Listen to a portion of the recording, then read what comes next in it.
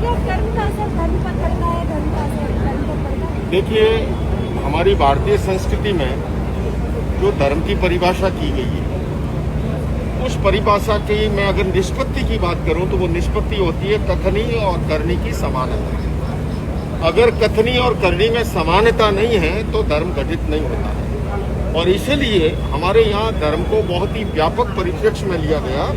ये अलग बात है कि मौजूदा समय में केवल उपासना को ही धर्म मान लिया गया, और इसीलिए मुझे लगता है कि शायद आपका ये प्रश्न पैदा हुआ, जबकि धर्म के 3 आयाम है: उपासना, नैतिकता और अध्यात्म।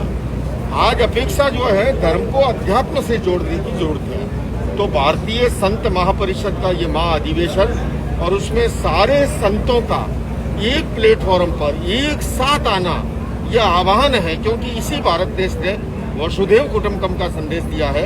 इसी भारत देश ने सर्वे भवन्तु सुखिनः सर्वे सन्तु निरामय की बात की है। और हमारी महान भारतीय संस्कृति, जिसकी मौलिक विशेषता ये अनेकता में एकता, बहुलतावादी संस्कृति इसकी खूबी है, सर्वधर्म सद्भाव इसका मूल मंत्र है।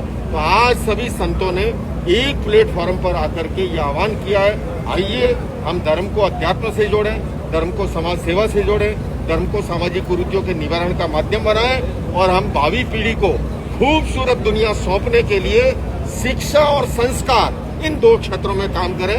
ये एक व्यापक सहमति आज के प्लेटफॉर्म पे बनी। मैं एक सवाल युवाओं के लिए करना चाहूँगी जी, आज के युवाओं को सनातन समझने की जरूरत है या वो समझते हैं कि सनातन क्या है, धर्म क्या है? देखिए, सीधी सी बात, सनातन का तो बहुत ही सादा, सिंपल, सहज अर्थ है। सनातन जो सदा से चला आ रहा है, जो शाश्वत है, जो त्रैकालिक है। और शाश्वत क्या है, त्रैकालिक क्या है, सनातन क्या है? वो है धर्म। कौन सा धर्म?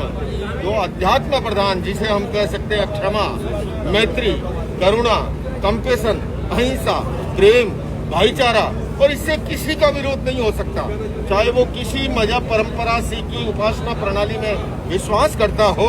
तो इसलिए मैं कहूँगा, युवाओं से खासकर कहना चाहूँगा, क्योंकि मेरी दृष्टि में युवाओं का वही स्थान है जो हमारे शरीर में स्पाइनल कॉर्ड का है, मेरुदंड का है, रीढ़ की हड्डी का है। अगर स्पाइनल कॉर्ड कमजोर हो जाए तो सारा शरीर लड़खड़ा जाएगा। इसलिए मैं युवाओं को आह्वान करना चाहता हूँ, धर्म हमें जोड़ना सिखाता है, तोड़ना नहीं सिखाता। धर्म के क्षेत्र में हिंसा, घृणा, भय, नफरत, इसका कोई स्थान हो ही नहीं सकता। आइए हम उस महान व्यापक धर्म को, क्षमा, मैत्री, करुणा, सद्भावना को, उस शाश्वत धर्म